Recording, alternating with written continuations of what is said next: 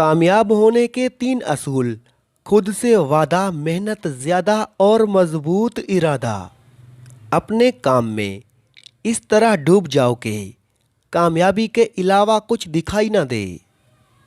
आपकी इज्जत तब होती है जब आपके पास कुछ ऐसा होता है जो सबके पास नहीं होता। अगर ज़िंदगी में आगे बढ़ना है तो अकेले रहना, अकेले लड़ना और अकेले जीना सीखो। वक्त पड़ने पे ये दुनिया किसी की नहीं बनती। कामयाब होना है तो सबसे पहले अपने अंदर के डर को हराएं। कामयाबी सिर्फ मेहनत की दीवानी होती है। कामयाबी कभी भी किसी की शक्ल देखकर कदम नहीं चूमती। किसी का किया एहसान कभी मत भूलो और अपना किया एहसान कभी याद मत रखो।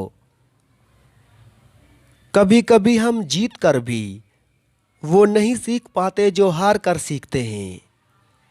जिंदगी में आगे बढ़ना है तो बहरे हो जाओ, क्योंकि बाज लोगों की बातें मायूसी में इजाफा कर देती हैं।